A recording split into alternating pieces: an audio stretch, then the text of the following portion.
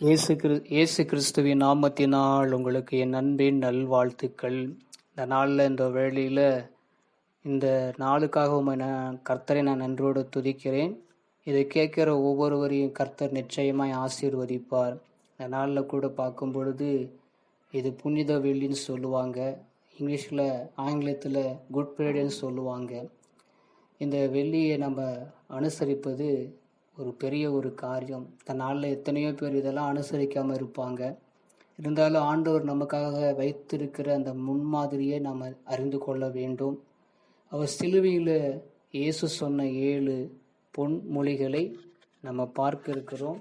இதை நீங்கள் முழுமையாய் கேளுங்கள். அது மாத்திரமில்லை, எத்தனையோ பரிசுத்தவான்கள் இந்த வார்த்தைகளை பேசுவார்கள். அப்படியே அடியேன் இந்த நாளில் இந்த வேளையில் கூட இந்த ஜீசஸ் பிளெஸிங் வேர்டில் இந்த வசனங்களை பேசுவதனால ரொம்ப சந்தோஷம். 7 பொன்மொழிகள். அவர் சிலுவையில் வந்து அடிக்கப்பட்டது, வாதிக்கப்பட்டது நமக்கு தெரியும். அவர் ஏன் வாதிக்கப்படணும், எதுக்காக அடிக்கப்படணும்? நம்ம நல்லா இருக்கணுன்றதுக்காகத்தான். அவர் மனிதனாய் காணக்கூடாத இறைவன் நம்ம செய்த ஒவ்வொரு பாவத்துக்காக இந்த பூமியில் பரிசுத்த ரத்தம் சிந்தப்படணும். அப்படி என்பதற்காக இந்த பூமியில் மனித அவதாரமாய் அவர் பிறந்து 33 வருஷம் இங்கே வாழ்ந்திருக்கிறதாக சரித்திரங்கள் சொல்லப்படுகிறது. நிறைய ஆராய்ச்சியாளர்களும் சொல்லப்படுவதை நம்ம பார்க்க முடிகிறது. அப்படியாப்பட்ட மெய்யான தெய்வத்தை குறித்து அவர் சொன்ன அந்த 7 மொழிகளை குறித்து பேசுவது ரொம்ப சந்தோஷம். இங்கே இது சுருக்கமாக நான் சொல்லி பிரயாசப்படுகிறேன். கவனமாய் கேளுங்கள். கர்த்தர் நிச்சயமாகவே நம்மோடு கூட இருப்பாராக. அப்படியாய் முதல்ல அவர் சொன்ன வார்த்தை மன்னிப்பு, 2வது ரட்சிப்பு, 3வது அன்பு, 4வது திகைப்பு, 5வது தவிப்பு, 6வது முடிப்பு, 7வது ஒப்புவிப்பு என்று இந்த 7 பொன்மொழிகளை ஆண்டவராகிய இயேசு கிறிஸ்து சிலுவையில் மொழிபெயர்ந்ததை பற்றி பார்க்க முடிகிறது. இதெல்லாம் நம்ம கடைபிடிக்க வேண்டும். நம்ம தினம் அதே போல் வருஷம் நம்ம இந்த வார்த்தைகளை கேட்டுக்கொண்டு தான் இருக்கிறோம், நம்ம தியானித்து கொண்டு தான் இருக்கிறோம். அதன்படி நம்ம நடக்கிறோமா என்று சற்று நம்ம சிந்திக்கப்பட வேண்டும். இன்னைக்கு எத்தனையோ பேர் நம்ம வேதகமத்தை வாசிக்கிறோம், வேதகமத்தை பிரசங்கம் பண்ணுறோம், வேதகமத்தை நம்ம அறிந்து தியானித்து நிறைய பேர் சொல்கிறோம். ஆனால் இந்த 7 பொன்மொழிகளை குறித்து நம்ம சொல்லப்படும் பொழுது நம்முடைய உள்ளங்கள் எப்படி இருப்பது என்பதை அறிந்து கொள்ளுங்கள். முதலாவது மன்னிப்பு. பாருங்க, ஆண்டவராகிய இயேசு கிறிஸ்து சிலுவையில் அடிக்கப்பட்டு அவர் இருக்கப்படும் பொழுது முதல்ல சொன்ன வார்த்தை மன்னிப்பு. அப்படியாக லூக்கா 23ஆம் அதிகாரம் 34வது வசனம். அப்பொழுது இயேசு, பிதாவே இவர்களுக்காக மன்னியும், தங்கள் செய்கிறது என்னதென்று அறியாதிருக்கிறார்கள் என்றார் சொல்லி இங்க சொல்றதை பார்க்க முடிகிறது. பாருங்க, இயேசு கிறிஸ்து அவ்வளோ காணக்கூடாத இறைவன் மனித அவதாரமாய் இந்த உலகத்துக்கு வந்து தமக்காக நாம செஞ்ச இந்த பாவத்துக்காக அவர் தண்டனையை ஏற்றுக்கொண்டு முதல்ல சொன்ன வார்த்தை பிதாவே இவர்களுக்காக மன்னியும் சொல்றாரு. பாருங்க, எவ்வளோ பெரிய துரோகியா இருந்தாலும், எவ்வளோ பெரிய தப்பு செஞ்சாலும் முதல்ல ஆண்டவராகிய இயேசு கிறிஸ்து அவர் மன்னிக்கிறவராய் காணப்படுகிறார், நமக்கு கற்றுக்கொடுவராய் காணப்படுகிறார். நம்ம இதன்படி நம்ம நடந்து கொள்ள வேண்டும். ஆண்டவருடைய பிள்ளைகளா இருக்கிற நம்ம மற்றவர்களாக நம்ம மன்னிக்கப்படணும். தன்னுடைய பாவங்களை மறைக்கிறவன் வாழ்வடைய மாட்டான், அதை அறிக்கை செய்து விட்டுவிடுவனோ இரக்கம் பெறுவான் சொல்லி வசனம் சொல்லப்படுகிறது. அப்படி தன்னுடைய பாவங்களை அதை மறைக்க கூடாது, முதல்ல அதை அறிக்கை செய்து விட்டுவிடணும். ஆண்டவராகிய இயேசு கிறிஸ்து தன்னுடைய நிறைய பேர் அவங்க செய்கிற ஒவ்வொன்றையும் மன்னிச்சுட்டு பார்க்க முடிகிறது. ஆனா அதே போல இயேசு கிறிஸ்துக்கு செய்ததை அவர் ஏன் அப்படி சொல்றாருன்னு பார்த்தா, இவர்களை மன்னியும் நமக்கு கற்றுக் கொடுக்கிறாய் காணப்படும். அது மாத்திரமில்ல, கொலோசியர் 1ஆம் அதிகாரம் 14ஆம் வசனத்துல குமாரனாகிய அதாவது அவருக்குள்ள அவருடைய ரத்தத்தினாலே பாவம் மன்னிப்பாக மீட்பு நமக்கு உண்டா இருக்கிறது. இன்னைக்கு நம்ம பாவத்தால நம்ம கழுவப்பட வேண்டும். பாவம் கழுவப்பட வேண்டும் என்றால் இயேசு கிறிஸ்து ரத்தத்தை தவிர இன்னைக்கு எந்த பாவங்களும் நமக்கு கழுவப்பட முடியாது. ஆட்டு ரத்தமோ, கோழி ரத்தமோ, மனுஷ ரத்தமோ, எந்த ரத்தமும் இன்னைக்கு நம்மளை பரிசுத்தப்படுத்த முடியாது. ஒரு மன்னிப்பு நமக்கு கொடுக்க வேண்டும் என்றால் இயேசு கிறிஸ்து ரத்தம் தான் சகல பாவங்களை இன்னைக்கு நம்மளை சுத்திகரிக்கும். ஒரு மீட்பு நமக்கு காணப்பட வேண்டும். அதனால்தான் இயேசு கிறிஸ்து நம்ம எப்படி சொல்றாருன்னு பார்த்தா, மற்றவர்களுக்காக அவர் மன்னித்ததை பார்க்க பார்க்க முடிகிறது. நாமளும் மற்றவர்களுக்காக மன்னிக்கப்பட வேண்டும். மற்றவர்களை குற்றம் சாட்டாதபடிக்கு மற்றவர்களை நம்ம என்ன பண்ணணும்? மன்னிக்கப்பட வேண்டும். ஆண்டவராகிய இயேசு கிறிஸ்துடைய பிள்ளைகள் அவர் எப்படி மன்னித்தாரோ அதுபோல நாமளும் மன்னித்து ஆண்டவர் பக்கமாய் அநேகரை கொண்டு சேர்க்கப்பட வேண்டும். இது வெறும் பேச்சினால் மாத்திரமில்லை, நம்ம வாழ்க்கையை வாழ்ந்து காட்ட வேண்டும். ஆண்டவராகிய இயேசு கிறிஸ்து வாழ்க்கையை வாழ்ந்து காட்டினார். அவர் மனதளவில் சொன்னார். இந்த வார்த்தை தான் எல்லாரையும் மன்னிங்கன்னு சொன்னதை பார்க்க முடிகிறது. ஒருவன் ஒரு கண்ணத்தை காட்டினா மறு கண்ணத்தை காட்டின ஆண்டவராக இயேசு கிறிஸ்து சொன்னார். இது எல்லாருமே சொல்லுவாங்க. இன்னைக்கு உலகத்தில் இருக்கிறவங்க எல்லாருமே சொல்லக்கூடிய அந்த வார்த்தை, ஒரு கண்ணத்தை காட்டினா மறு கண்ணத்தை காட்டின இயேசு சொன்னார் சொல்லுவாங்க. அப்போ இயேசு கிறிஸ்து அப்படியாய் வாழ்ந்த வாழ்க்கை வாழ்ந்து முடிச்சாரு. அவர் பாருங்க, அடிக்கப்படும் போது சில பேர் கொட்டினார்கள், காரி துப்பினார்கள், அடைத்தார்கள், கன்னத்தில் அறிந்தார்கள், எதுவுமே பதில் பேசவில்லை. அதனால்தாங்க ஆண்டவராக இயேசு கிறிஸ்து எல்லாத்தையும் பொறுத்து கொண்டார், எல்லாத்தையும் மன்னித்தார், எல்லாத்துக்கும் அற்புதம் செய்தார், எல்லாத்துக்கும் நன்மை செய்ய சுற்றி திரிந்தார். அதுபோல நாம எல்லாரையும் மன்னிப்போம். ஆண்டவரை போல நம்ம அற்புதம் செய்யலனாலும் மற்றவனுக்கு நம்ம நன்மை செய்வோம். நம்ம மூலமா கர்த்தருடைய வாழ்க்கையை நம்ம வாழ செய்வோம். இந்த மன்னிப்பு என்ற தலைப்பின் மூலமாய் இரண்டாவது ரட்சிப்பு அப்படி ஏதாவது வசனம் இருக்கா சொல்லி பார்க்கும்போது லூக்கா 23ஆம் அதிகாரம் 43வது வசனம், இயேசு அவனை நோக்கி, இன்றைக்கு நீ என்னோட கூட பரதேசில் இருப்பாய் என்று மெய்யாகவே உனக்கு சொல்லுகிறேன் என்றார். அப்படி பார்க்கும் பொழுது இங்க 2 கல்லர்கள் இயேசு கிறிஸ்துவ அடிக்கப்படும் பொழுது 2 கல்லர்கள் இருக்கிறாங்க. நடுமையத்துல ஆண்டவராக இயேசு கிறிஸ்து இருக்கும்போது ஒருவன் நிகழ்கிறான், ஒருவன் புகழ்கிறான். ஆனால் இருந்தாலும் இகழ்கிறவன் நிகழத்தான் செய்ய முடியும். ஆனா நீங்க பாவ மன்னிப்பு பெற்றுக்கொண்ட நம்ம ரட்சிக்கப்படாம இருந்தா அந்த பரலோகத்துக்கு நம்ம சேர முடியாது. அந்த பரலோக ராட்சியம் வேண்டும் என்றால் ரட்சிக்கப்பட வேண்டும். ரட்சிப்பு நமக்குள்ள இருக்கப்பட வேண்டும் என்றால் ஒரு மனிதனோ இல்ல மற்றவங்களோ நம்ம ரட்சிக்கப்பட முடியாது. ஆண்டவராகிய இயேசு கிறிஸ்துவை தவிர வேற யாருமே நம்மளை ரட்சிக்க முடியாது. ஒரு புது வாழ்வு யாரும் கொடுக்க முடியாது. ஆண்டவராகிய இயேசு கிறிஸ்து பழைய வாழ்க்கையிலிருந்து நமக்கு புது வாழ்வு கொடுக்க தான் ஆண்டவராகிய இயேசு கிறிஸ்து ரட்சிப்பு என்கிற அந்த ரட்சிப்பை நமக்கு கொடுக்க விரும்புகிறார். அப்படியா நம்ம ஆண்டவருடைய பிள்ளைகளா இருக்கிற நம்ம ஒவ்வொருத்தரும் அந்த ரட்சிப்பை நம்ம பெற்றுக்கொள்ள வேண்டும். அந்த ரட்சிப்பின் அனுபவம் இருக்கணும். பட்டம் இருக்கலாம், பதவி இருக்கலாம், பணம் இருக்கலாம், படை இருக்கலாம். ஆனா ரட்சிப்பு இல்லைன்னா அந்த பரலோக ராஜ்யத்தை நம்ம சென்று செல்ல முடியாது. அதனாலதான் அந்த 2 கல்லறிகள்ல ஒரு கல்லன் சொல்றான், பிதாவே என்னை என்ன பண்ணுங்க, அறிந்து என நீங்க வரும்போது உங்களுடைய பரதேசியில என்னை என்ன பண்ணுங்க, சேர்த்து கொள்ளுங்கன்னு சொல்லி. அதனாலதான் அவர் சொல்றாரு இயேசு கிறிஸ்து, இன்றைக்கு நீ என்னோடு என்ன பண்ணுங்க, பரதேசியில் இருப்பாய் சொல்லி சொல்றதை பார்க்க முடிகிறது. கடைசி நேரத்துல சாகும் தருவாயில கூட அந்த கல்லன் மனம் திரும்பி ஒரு புது வாழ்வு பெறுவதற்காக அவன் காத்திருக்கிறதை பார்க்க முடிகிறது.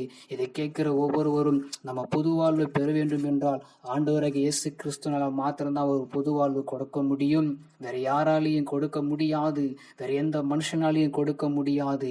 ஆண்டவராகிய இயேசு கிறிஸ்து ஒரு புது வாழ்வு அவர் கொடுக்க விரும்புவதை பார்க்க முடிகிறது. அப்படியாக பார்க்கும் பொழுது ஒரு சம்பவத்தை பார்க்கும் பொழுது லூக்கா 19ஆம் அதிகாரம் 1-10 வரைக்கும் வாசிக்கப்படும் பொழுது அந்த 10வது சொல்றது, இழந்து போனது தேடவும் ரட்சிக்கவுமே மனுஷகுமார் வந்திருக்க சொல்லி. அல்லேலூயா.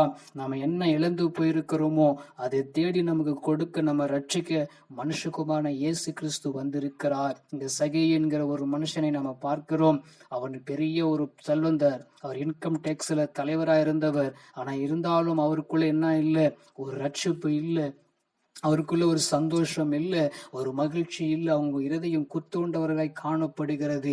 3வது வசனம், இயேசு எப்படியாப்பட்டவர் என்று அவரை பார்க்க வகைத்தினான் சொல்லி அவன் குள்ளனா இருந்தபடியினால் அவன் ஜனக்கூட்டத்தில் அவரை காணக்கூடாமல் இருந்து சொல்லி பார்க்க முடிகிறது.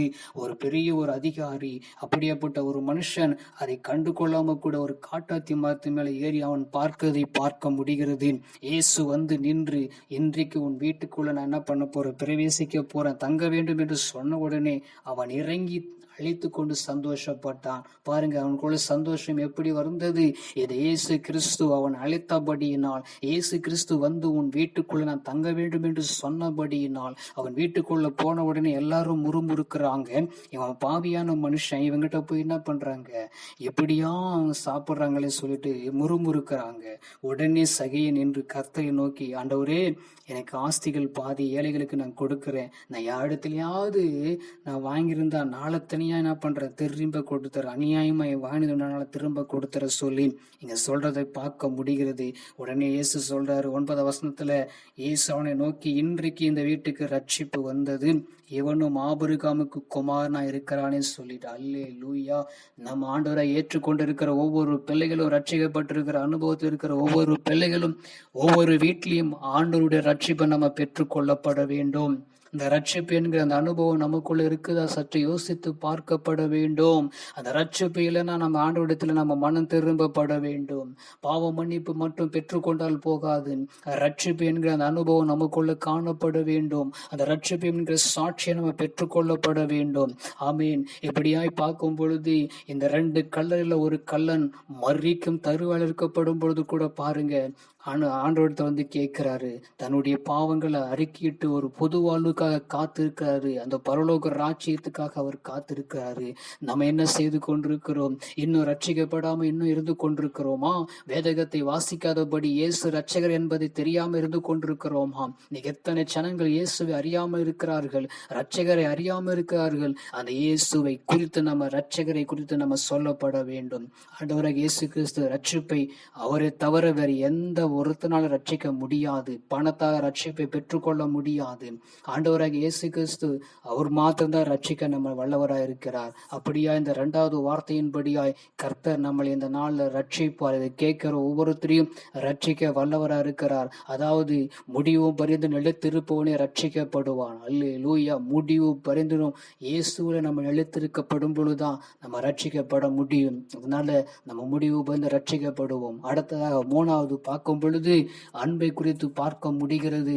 ஆமீன். அப்படியே அன்பை குறித்து பார்க்கிறதுக்கு இன்னைக்கு உலகத்துல எத்தனையோ அன்புகள் இருக்கிறது. இன்னைக்கு எல்லாம் சொல்லுவாங்க, என் உயிர் போனாலும் நம்மளை விட மாட்டேன்னு சொல்லி நிறைய சொல்றதை பார்க்க முடிகிறது. நம்ம அப்படியாய் கேட்கலாய் காணப்பட முடியும். ஆனால் இருந்தாலும் அதெல்லாம் பொய்யான அன்பு. மனுஷனுடைய அன்பு மாறி போயிடும். மாறாத அன்பு நம்முடைய ஆண்டவராகிய இயேசு கிறிஸ்துனுடைய அன்பு. அது ஒருபோதும் மாறாத ஒரு அன்பு. அது விலையேற பெற்ற ஒரு அன்பாய் இருக்கிறது. இது அன்பை நம்ம பற்றி கொள்ளப்பட வேண்டும். பாருங்க, அவர் மரிக்கும் தருவாயிலையும் அந்த அன்பை குறித்து பார்க்க முடிகிறது. எத்தனையோ அன்பை குறித்து நம்ம பேசிக்கொண்டு இருக்கலாம்.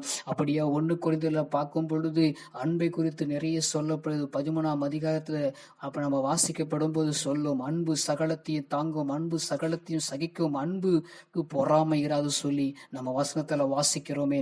அப்படியா அன்பு ஒருபோதும் என்ன பண்ணது? பொறாமை இருக்க முடியாது.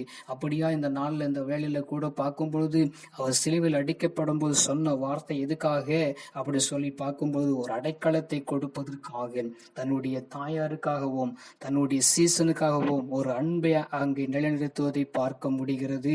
அப்படி வசனம் இருக்கான்னு சொல்லி பார்க்கும் பொழுது யோவான் 19ஆம் அதிகாரம் 26, 27, அப்பொழுது இயேசு தம்முடைய தாய் அருகே நின்று தமக்காய் அன்பாயிருந்த சீசனை கண்டு தம்முடைய தாயை நோக்கி, ஸ்திரியே, அதோ உன் மகன் என்றார். 27ஆம் வசனம், பின்பு அந்த சீசனை நோக்கி, அதோ உன் தாய் என்றார். அந்த சீசன் அவளை தன்னிடமாய் ஏற்றுக்கொண்டார் சொல்லி இங்க வசனம் சொல்லப்படுகிறதை பார்க்க முடிகிறது. தன்னுடைய தாய்க்கு ஒரு அடைக்கலம், தன்னுடைய தாய்க்கு ஒரு அடைக்கலமாய் இருந்ததை பார்க்க முடிகிறது. அவள் மரியாள் பார்க்கும் பொழுது பெற்றெடுத்த இயேசு கிறிஸ்துவுக்கு ஒரு அடைக்கலத்தை, இயேசு கிறிஸ்து தன் தாய்க்கு ஒரு அடைக்கலத்தை கொடுக்கிறதை பார்க்க முடிகிறது. அது மாத்திரமில்லை, எல்லாரும் விட்டு போயிட்டாங்க. ஆனால் அந்த யோவான் தனித்து இருக்கிறதை பார்க்க முடியும். அப்படியே கொஞ்சம் பார்க்கும் பொழுது தாயும் தனித்து இருக்கிறாங்க. தன்னுடைய சீசனாக இருந்த யோவான், தன் தோளின் மேல் சாய்ந்து கொண்டிருந்த யோவான், அவர் தஞ்சமாக இருந்த அந்த தோல் மேல சாய்ந்து கொண்டிருந்த யோவான், அவரும் தனித்து இருக்கிறதை பார்க்க முடியாது. அந்த சீசன் பேர் யோவான் சொல்லிட்டு, அதுக்காகத்தான் ஒரு அன்பை அங்கே, ஒரு அடைக்கலத்தை கொடுப்பதற்காக ஒரு அன்பை ஆண்டவராகிய இயேசு கிறிஸ்து இங்கே ஆயத்தப்படுத்ததை பார்க்க முடிகிறது. இன்னைக்கு எத்தனையோ ஜனங்கள் அன்பு நம்ம மேல செலுத்துவாங்க. அதெல்லாம் மாயமான ஒரு அன்பு, மாயமில்லாத ஒரு அன்பு. இயேசு கிறிஸ்துவின் அன்பு, அவர் மரிக்கப்படும் பொழுது கூட ஒரு அன்பு அடைக்கலத்தை கொடுத்து அப்படியா இங்கே இணைப்பதை பார்க்க முடிகிறது. அந்த அன்பை நம்ம மறக்க முடியாது. அதனாலதான் நமக்காக அவர் சிலுவையில் அடிக்கப்பட்ட அன்பு மேலான ஒரு அன்பாய் காணப்படுகிறது. இந்த அன்பு என்கிற இந்த வார்த்தை நம்ம தியானிக்கப்படும் போதெல்லாம் அவர் பெரிய ஒரு கிருபை கொடுக்கிறவராய் இருக்கிறார், அன்புள்ளவராய் இருக்கிறார். இருக்கிறார். அவர் பட்சிக்கிற அக்னியா இருந்தாலும் அதிக நேரத்துல அதிக இடத்துல அன்பா இருக்கிற தேவனா இருக்கிறார். அவர் அதே சமயத்துல நம்ம மேல எவ்வளவு நேசம் வச்சபடியினால்தான் தன்னையே அவர் ஒப்பு கொடுத்ததை பார்க்க முடிகிறது. நம்ம தண்டனை அனுபவிக்க வேண்டிய நேரத்துல அவர் அந்த அன்பை செலுத்தினார். இந்த பிள்ளைகளுக்காக, இந்த பூமியில வாழ்கிற ஒவ்வொரு மனுஷனுக்காக அந்த அன்பை செலுத்தும்படியாய் இந்த உலகத்துல அவர் மனிதனாய் அவதரித்தது உண்டு. அதனாலதான் அவர் சொல்றதை பார்க்க முடியும். இந்த அன்பை நம்ம பெற்றுக்கொள்ளப்பட வேண்டும். இயேசுவின் அன்பு அது எப்பொழுதும் மாறாத அன்பு. பிள்ளைகளுடைய அன்பு மறைந்து போகலாம், பெற்றோருடைய அன்பு தணிந்து போயிடலாம். ஆனா இயேசுவின் அன்போ ஒருபோதும் மாறாத அன்பு. இந்த அன்பை குறித்து அவர் சொல்லப்படும் பொழுது எப்படி இருந்திருக்குன்னு கொஞ்சம் நினைத்து பாருங்கள். இதை நம்ம பெற்றுக்கொண்டிருக்கிற நம்ம உன்னை நேசிப்பது போல பிறனை நேசி சொல்லி வசனம் சொல்லுகிறது. அந்த அன்பு நமக்குள்ள இருக்கிறதான்னு சொல்லி சிந்தித்து பார்க்கப்படும் பொழுது இன்னைக்கு நிறைய ஜனங்களுக்கு அந்த இயேசுவின் அன்பை சொல்ல முடியாம இருக்கிறது. இன்னைக்கு சொல்வதற்கு ஆட்கள் இல்லை, கேட்பதற்கு ஆட்கள் இருக்கிறாங்க. இயேசுவின் அன்பை நம்ம அறிவிப்போம். இந்த சிலுவையின் அன்பை நம்ம அனைவருக்கு சொல்லுவோம். 4வது வார்த்தையை பார்க்கும்போது திகைப்பு. இந்த திகைப்புன்னு சொல்லப்படும் பொழுது ஒரு திகைத்து போய் நிற்க முடிகிறது. எல்லாம் அந்த பார சுமைகள் ஒரு பக்கம். இப்பொழுது பார்க்கும் பொழுது எல்லாம் இழக்கப்பட்ட நிலையில இருக்கிறார் கர்த்தராகிய ஆண்டவர் இயேசு கிறிஸ்து. அந்த சிலுவையில அவர் தொங்கிக் கொண்டிருக்கிற அந்த 4வது வார்த்தை ஒரு பெரிய ஒரு பயங்கரமான ஒரு வார்த்தை. என கைவிடப்பட்ட நிலைமையில இருக்கிற ஒரு வார்த்தை. அந்த வார்த்தையை தான் ஆண்டவராக இயேசு கிறிஸ்து சொல்றார். மத்திய 27ஆம் அதிகாரம் 46வது வசனத்துல இப்படியா இந்த வசனம் இருக்கிறது. 27 46வது வசனம்.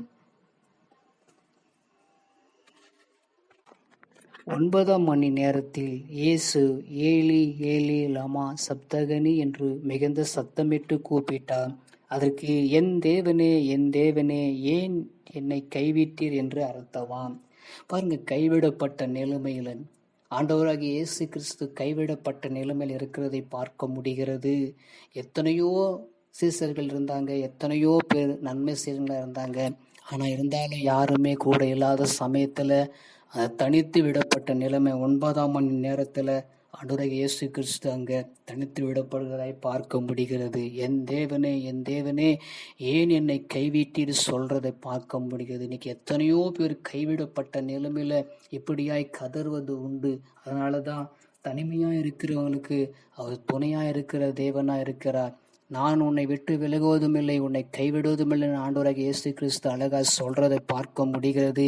இதை கேட்கிற ஒவ்வொருத்தரும் தனிமையான நேரத்தில் இருக்கப்படும் பொழுது, ஒரு ஆபத்து சூழ்ந்து இருக்கும் போது, திகைப்பா இருக்கும் பொழுது, ஒரு ஆபத்து வரும் பொழுது, அந்த வேதனை வரும்போது என்ன செய்வதுனே திகைத்து போயிருக்கிற வேலையில தான் நம்ம இப்படியாய் திகைத்து கொண்டிருக்கிற வேலையில நம்ம சொல்ற வார்த்தை, என் தேவனை எல்லாரும் என்னை கைவிட்டு போயிட்டாங்களே, நீங்களே என்னை கைவிட்டீங்களோ சொல்லி சொல்லாத அளவுக்கு ஆண்டவராக இயேசு கிறிஸ்து அந்த சிலுவையில் அடிக்கப்படும் போது சொன்ன வார்த்தை தான் என் தேவனே ஏன் என்னை கைவிட்டீர் சொல்லி. ஒரு பெரிய ஒரு ஆபத்தான சூழ்நிலையில கைவிடப்பட்ட நிலைமையில் இருக்கப்படும் பொழுது சொன்ன அந்த வார்த்தை 4வது வார்த்தை தான்.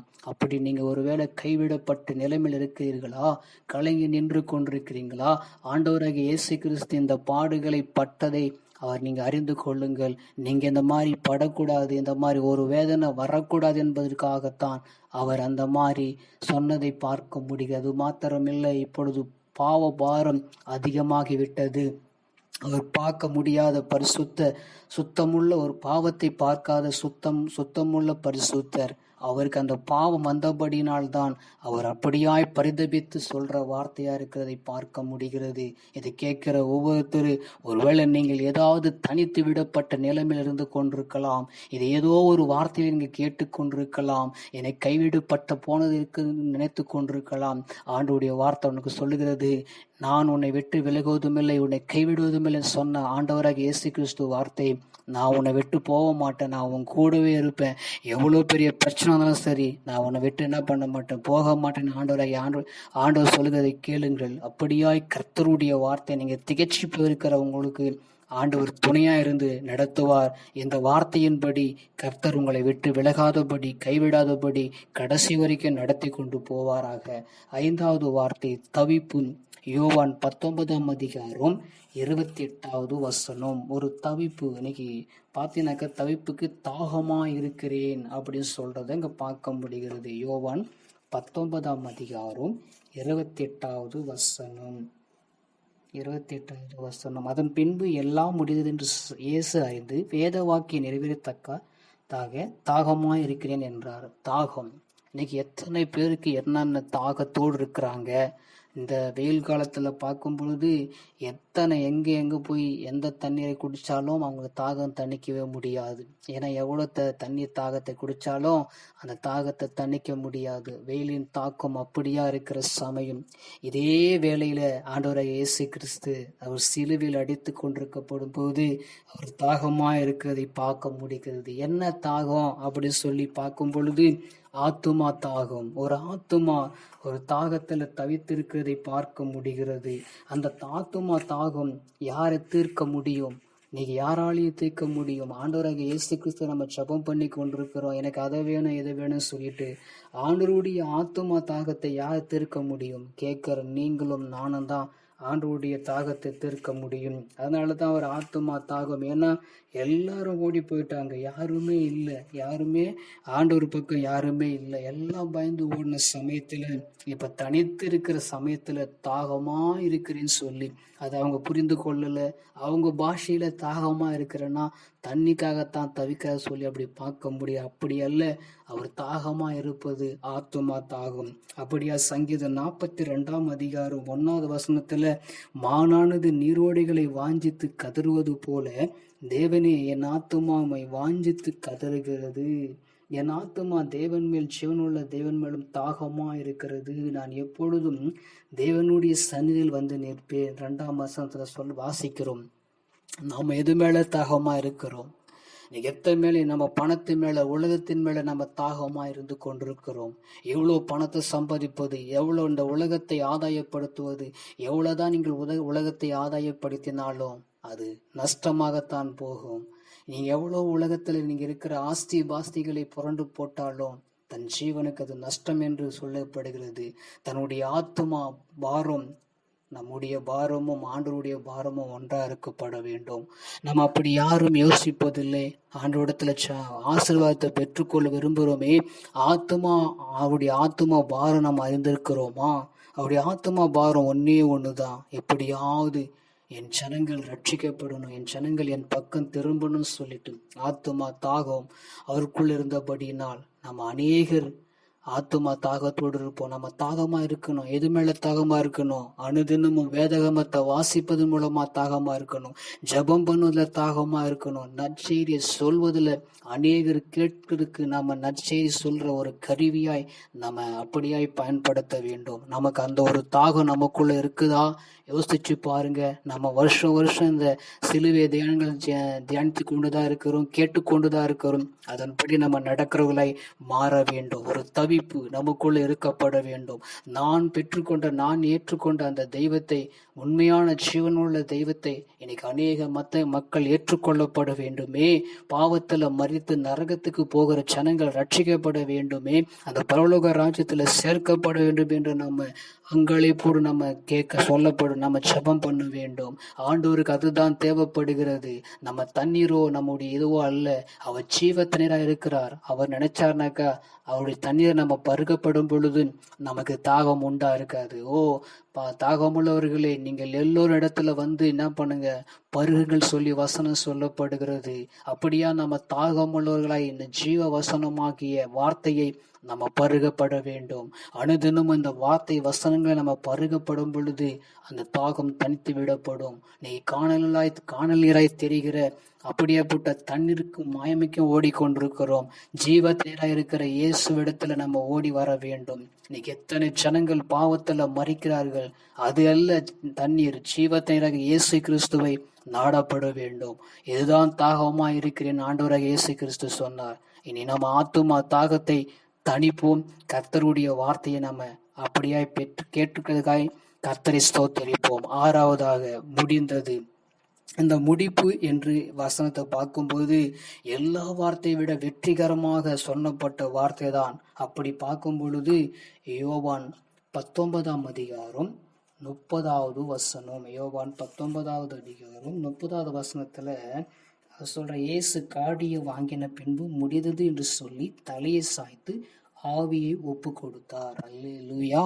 முடிந்தது, எல்லாம் முடிஞ்சு போச்சு, அவ்வளவுதான். சிலுவையில் அவர் வந்த நோக்கத்தை ஆண்டவராக இயேசு கிறிஸ்து முடித்து போட்டார். அதே போல கர்த்தருடைய சித்தம், ஆண்டவர் பிதாவுடைய சித்தத்தை இந்த பூமியில் அவர் வந்து நிறைவேற்றி முடித்து போட்டார். பாவத்திலிருந்து ஒரு மனுஷன் விடுவிக்கப்பட்டு அந்த பரலோக ராஜ்யத்துக்காக அவர் செய்து முடித்து போட்டார். நமக்கும் ஆண்டவருக்கும் இருக்கிற அந்த உறவை அவர் ஏற்படுத்தி அவர் முடித்து போட்டார். எல்லாம் முடிந்தது. அப்படி சொன்னா மீண்டுமாய் ஒரு ஆரம்பம் வந்தது. எப்படி சொல்லி பார்க்கும் பொழுது, இப்போ நம்முடைய பாவத்திலிருந்து விடுவிக்கப்பட்டோம், பரிசுத்தமாக்கப்பட்டோம், புது வாழ்வுக்குள்ள வந்துட்டோம். அந்த பரலோக ராஜ்யத்துக்கு ஒரு புது வாழ்வு, இதுதான் ஆரம்பம். ஒருவேளை ஆரம்பம் அற்பமா இருக்கலாம், முடிவு சம்பூரணமாய் ஆசீர்வதிக்கப்படும். அப்ப அந்த முடிவு சம்பூரணமாய் கொடுக்கப்பட்டது ஆண்டவருடைய இயேசு. அதனால்தான் அவர் எல்லாம் முடிந்தது சொல்லி அவர் வெற்றியின் வார்த்தையை முழக்கமிட்டதை பார்க்க முடிகிறது. இந்த சிலுவையில சொன்ன ஒரு பெரிய ஒரு வெற்றியின் வார்த்தை முடிந்தது. இந்த முடிந்ததை பற்றி பார்க்கும் பொழுது சாத்தானுடைய தலைகளின் நசுக்கி போட்டு முடித்தார். அது மாத்திரமில்ல, சாத்தானுடைய கிரியைகள் அழிக்கும்படி தேவகுமாரன் வெளிப்பட்டு அவருடைய எல்லாத்தையும், அவருடைய எல்லா சக்திகளும் முறிஞ்சி முடித்தார். அவர் வெற்றியின் வாழ்க்கையை நமக்கு கொடுக்கும்படி அவர் முடித்தார் சொல்லி பார்க்க முடிகிறது. நம்ம இதை கேட்கிற ஒவ்வொருத்தரும், அவர் முடித்துட்டு போயிட்டாரு, இப்ப நாம ஆரம்பித்து நம்ம முடிக்கணும். ஒருவேளை நம்ம முடிவு ஒருவேளை எப்படி இருந்தாலும் சரி, துவக்கம் எப்படி இருந்தாலும் சரி, முடிவு பார்க்கும் பொழுது சம்பூரணமா இருக்கும். நிச்சயம் முடிவு உண்டு, ஒரு நம்பிக்கை வீண் போகாது. அல்லேலூயா. நமக்கு ஒரு முடிவு உண்டு. நம்ம ஆரம்பித்துக்கு ஒரு முடிவு நமக்கு கொடுக்கப்பட்டிருக்கு. இதுதான் ஆண்டவராகிய இயேசு கிறிஸ்து சிலுவையில மொழிபெயர்த்த 6வது வார்த்தை. இது வெற்றியின் வார்த்தை. இது ஒரு பெரிய எல்லாத்துக்கும் இருந்த சவாலை முடித்து அவர் வெற்றி பெற்ற ஒரு வார்த்தை. மரணத்தை ஜெயித்தெழுக போறதுக்கு முன்னாடி சொன்ன வார்த்தை, எல்லாம் முடிந்தது, அவ்வளவுதான். எல்லாத்தையும் முடித்து செய்த ஆண்டவராகிய இயேசு கிறிஸ்து நமக்கு ஆரம்பத்தை கொடுத்து வைத்திருக்கிறார். அந்த ஆரம்பத்தை நாம முடிக்கும் போது நம்ம சொல்லப்படணும், எல்லாம் முடிந்தது. அப்படியா இன்னைக்கு எல்லாத்தையும் முடிக்க செய்ய வல்லவரா இருக்கிறார். அப்படியா இந்த 6வது வார்த்தை சொல்லி முடிச்சு 7வது வார்த்தைக்காக ஒப்புவித்தார். லூக்கா 23ஆம் அதிகாரம் 46வது வசனம். லூக்கா 23ஆம் அதிகாரம் 46வது வசனத்தை பார்க்கும் பொழுது, இயேசு, பிதாவே, உம்முடைய கைகளில் நாவியை ஒப்புவிக்கிறேன் என்று மகா சத்தமாய் கூப்பிட்டு சொன்னார். இப்படி சொல்லி ஜீவனை விட்டார். அல்லேலூயா, அல்லேலூயா. அவர் எல்லாத்தையும் செஞ்சு முடிச்சவரா சிலுவையில தன்னையே ஒப்பு கொடுத்தார். நாம ஒப்பு கொடுக்கிறோமா? பிதாவுடைய கைகள்ல நம்ம ஒப்பு கொடுப்போமா? இந்த நாள்ல, இந்த வேளையில நம்முடைய வாழ்க்கையை ஆண்டவருக்கு ஒப்பு கொடுக்கணும். நீங்க பாத்துக்குங்க ஆண்டவர் எங்க வாழ்க்கையை சொல்லிட்டு அவர் கையில ஒப்பு கொடுக்கறவங்களா இருக்கணும். எல்லாத்துக்கும் ஒவ்வொரு காரியத்திலையும் போகும்போது படிக்கிற பிள்ளைகளை ஆண்டவர் கையில ஒப்பு கொடுத்துட்டு போகணும். வாலிப பிள்ளைங்களை தன்னுடைய வாழ்க்கையை ஆண்டவருடைய கையில ஒப்பு கொடுக்கணும். எந்த செயலை செஞ்சாலும் ஆண்டவரை நீங்க உங்களுடைய கருத்துக்குள்ள ஒப்பு கொடுக்கிறோம் நீங்க சொல்லி பாருங்க, கர்த்தர் பெரிய காரியங்களை செய்வார். எல்லாத்தையும் செஞ்சு முடிச்சு அவர் கையில ஒப்பு கொடுக்கணும். அது மாத்திரம் இல்லை, நாம வாழ்கிற வாழ்க்கை முடிக்கப்படும் போது கூட கர்த்தருடைய கைகளை நம்ம ஒப்பு கொடுக்கணும். அப்பதான் அந்த பரலோக ராஜ்யத்தை நம்ம போய் சேர முடியும். அப்படியா அந்த சிலுவையில் அவர் மொழிபெயர்த்த ஒவ்வொரு வார்த்தைகளும் நம்முடைய வாழ்க்கைக்கு ஒரு அர்த்தமுள்ள வார்த்தையாய் காணப்படும். இதை கேட்கிற இந்த ஜீசஸ் பிளஸிங் வேல்டின் மூலமாய் கேட்டுக்கொண்டிருக்கிற ஒவ்வொருவரையும் கர்த்தர் அபிரிதமாய் நடத்தி ஆசீர்வதிப்பார். இது நானாய் பேசினாலும் கர்த்தருடைய வார்த்தை வெளிப்பட்டது. நீங்க பாருங்க, இது ஆண்டவர் இயேசு கிறிஸ்து அவர் என்ன பண்ற, ஆவிய பிதாவிடத்தில் ஒப்பு கொடுக்கிறதை சத்தமிட்டு சொல்லி பார்க்க முடிகிறது. ஏனென்றால் அது ஒரு வெற்றியின் ஒப்பு கொடுப்பு, ஜெயத்தின் ஒப்பு கொடுப்பு. அவர் பெரிய காரியத்தை செய்து முடித்தபடினால் அவர் ஒப்பு கொடுத்ததை பார்க்க முடிகிறது. நம்ம என்ன செஞ்சு கொண்டிருக்கிறோம்? நம்ம ஆண்டவருக்காக ஏதாவது செஞ்சு கொண்டிருக்கிறோமா? நீங்க யோசிச்சு பாருங்க. கர்த்தர் நிச்சயமாய் நம்மளை அற்புதமாய் நடத்துவார். இந்த 7 வார்த்தைகளை நம்ம தியானிச்சிருக்கிறோம். எத்தனையோ பரிசுத்தவான்கள் இதை பேசுவார்கள். இது ஆண்டவருடைய வார்த்தை கொடுத்தபடியினால் நம்ம அப்படியா ஜெபம் பண்ணுவோம். எங்களை கிருபையா நேசிக்கிற எங்கள் அன்பின் நல்ல தகப்பனே, இந்த வார்த்தையை கொண்டு நீங்க பேசினதுக்காக ஸ்தோத்திரம். இந்த சிலுவையில் ஆண்டவரே பொழிந்த 7 பொன்மொழிகளுக்காக உமக்கு ஸ்தோத்தரிக்கிறோம் அப்பா. நீர் பெரிய காரியங்களை செய்து மாற்றத்தை உண்டாக்கும். எங்க வாழ்க்கையில நாங்கள் இதை கடைப்பிடித்து நடக்க கிருபை செய்யுங்க. இந்த 7 பொன்மொழிகளும் எங்களுடைய வாழ்க்கையில் அப்படியே நிறைவேறட்டும். ஆசீர்வதியும். ஆமேன்.